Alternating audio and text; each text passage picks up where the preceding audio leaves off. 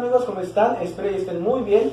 En esta ocasión venimos con un nuevo video para este canal, en el cual, pues como ya el video anterior que subí el miércoles no me parece bien, se trata sobre lo que pasó el día 2 de octubre de 1968. Entonces pude encontrar a una persona a la cual me va a dar información de lo que realmente pasó. Esa persona estudiaba en el Instituto Politécnico Nacional. Bueno, ya me encuentro aquí con la persona que me agradeció. Le doy las gracias por haberme permitido hacerle esta entrevista, lo cual pues vamos a estarle haciendo un poquito de preguntas de acuerdo al tema. Buenas tardes, pues gracias a ti por venir a entrevistar, saber lo que realmente pues se ha acontecido y que pues se ha dicho mucho. Hay información afortunadamente hasta ahorita, aunque anteriormente no se sabía nada, estaba prohibido hablar de esto totalmente, pero pues con mucho gusto puedo brindar mi experiencia y los sucesos que pasaron durante toda esta temporada. Te vamos a comenzar ya un poquito más con lo que, para que nos cuente qué es lo que realmente pasó. El día de los sucesos de dicho año, de dicho día, ¿usted dónde se encontraba? ¿Cuál era su lugar en el cual en ese momento fue lo que pasó? ¿Dónde estaba usted? Bueno, el día 2 de octubre ya estaba previsto que nos íbamos a reunir para ir a un meeting en la Plaza de las Tres Culturas, y de ahí vamos a partir a una manifestación hasta el Zócalo. Ese día ya nos íbamos a reunir directamente en la plaza.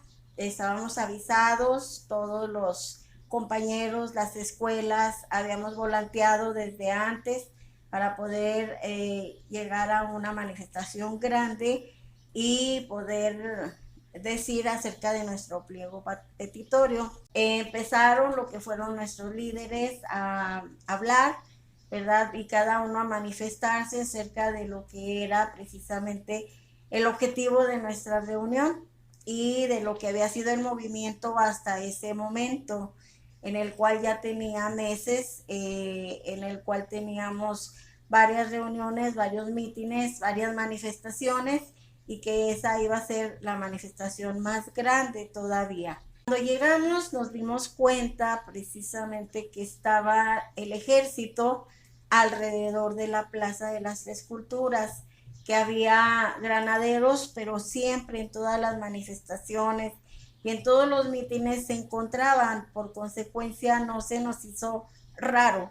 Lo que sí se nos decía es que no íbamos a tener provocación y que íbamos a hacer una manifestación tranquila. Pero cada vez estaba juntándose más y más gente, de estudiantes, maestros, gente del pueblo, niños, obreros, campesinos que nos apoyaban, y cada vez se estaba juntando más gente y empezó precisamente el meeting. Y alrededor, como siempre, estaba la represión, pero todavía no intervenían.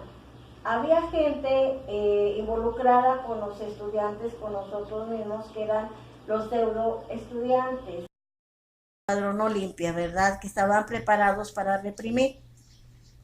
Nosotros nos dimos cuenta que había gente con un pañuelo blanco o camisa blanca o un listón blanco, pero no lo tomamos muy en serio, que pensamos que eran de algunas otras escuelas que se estaban identificando, porque cada escuela teníamos nuestra identificación para conocernos y estar todos juntos. Ellos estaban involucrados, que son los pseudo estudiantes, porque eran jóvenes también, al igual que nosotros, y ahí se encontraban reunidos con cerca de cada uno de los estudiantes, pero también había gente cerca de los manifestantes. Ellos estaban en el edificio Chihuahua, que tiene un balcón, que ese balcón daba precisamente a la plaza. Ellos empezaron, nuestros líderes empezaron a hablar, eran del Consejo Nacional de Huelga, y eran representantes de todas las escuelas de la universidad, de la UNAM, del Politécnico y de universidades del interior de la República, al igual que había representantes de obreros y de campesinos en lo que era nuestro consejo que teníamos. Empezaron a hablar los líderes, nosotros escuchando, y en ese momento nosotros vimos que pasaba un helicóptero, pero los helicópteros siempre andaban también en todas las manifestaciones, nos andaban cuidando, ¿verdad? Viendo, pero en ese momento surgió una luz, que era una luz de bengala que del helicóptero lanzaron. Todo nos llamó la atención precisamente esa luz, porque inmediatamente después empezaron a disparar y empezamos a ver que del edificio Chihuahua, donde estaban los líderes, algunos los empezaron a agarrar, a apresar ahí mismo, y después de ahí mismo empezaron a disparar hacia abajo y empezamos a ver que había francotiradores arriba de los edificios. Todos empezamos a correr, por supuesto, al ver que no sabíamos de dónde venían las balas, y el ejército empezó a avanzar hacia la plaza.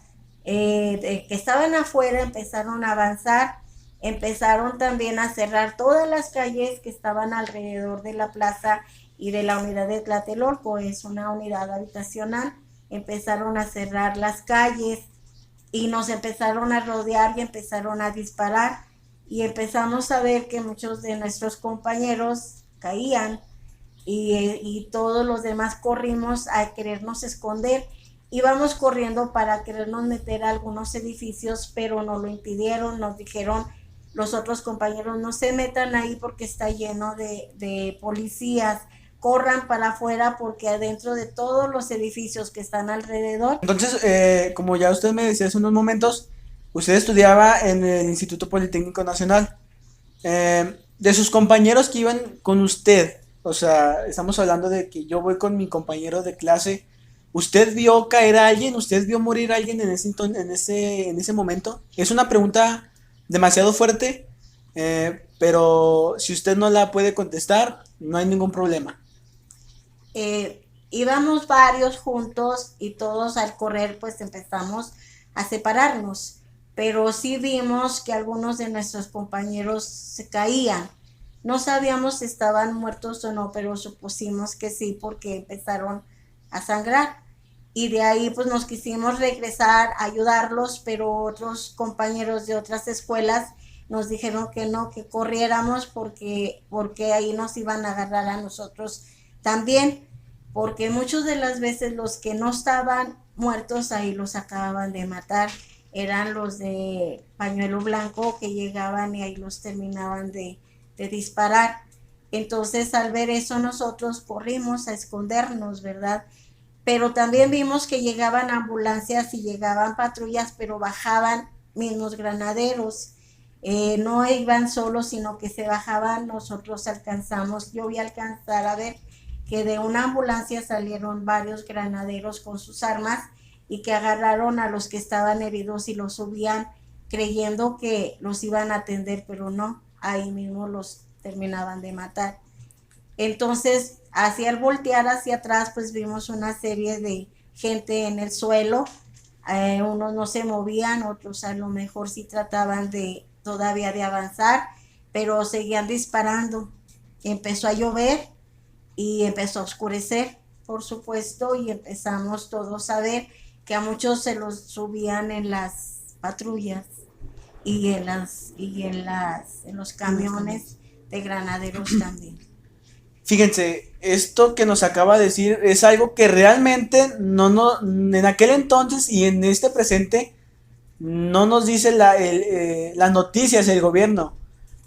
En aquel entonces yo supongo que en el radio, en las noticias se decía: van ambulancias en camino, van ambulancias a ayudar, pero entonces realmente las ambulancias, como ya nos lo estaban contando, no iban a ayudar a levantar a los heridos, a darles una ayuda, sino iban directamente, los recogían, los levantaban y adentro de las camionetas los asesinaban. Entonces era como que un perder-perder. Esto es algo que realmente las noticias, el gobierno, que realmente lo principal eran las noticias en aquel entonces, no se lo decía el pueblo. Ya después de lo sucedido de esa tarde, ¿qué fue lo que pasó al siguiente día? Bueno, al siguiente día pues todos nos fuimos, ahí nosotros, nuestro grupo, estuvimos como 2 horas esperando que terminaran los balazos. Esperamos a que todos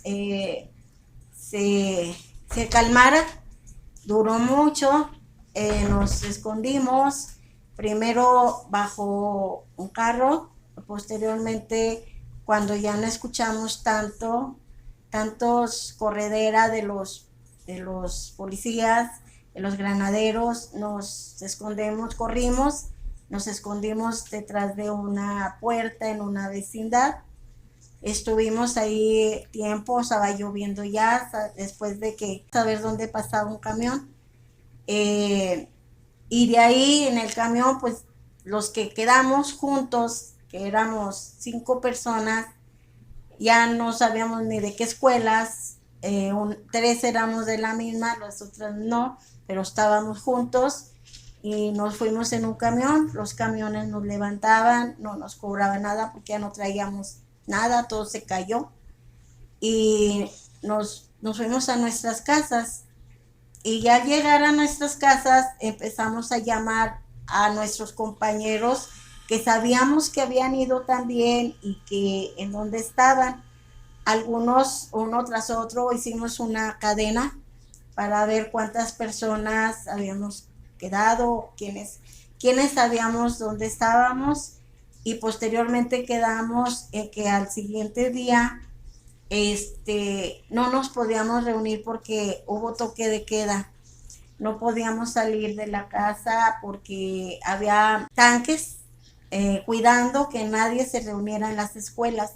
Las escuelas estaban cerradas totalmente, la universidad, el Politécnico. Dentro del Politécnico, que yo vivía cerca del casco de Santo Tomás, había toque de queda, estaban los tanques. En Zacateco igual, en la universidad igual, y no nos permitían juntarnos, no podíamos estar reunidos porque nos agarraban a todos. En aquel momento lo peor era ser estudiante. No podíamos traer ni credencial, ni cuadernos, ni nada, porque donde te identificaban como estudiante te subían a los tanques y te desaparecían.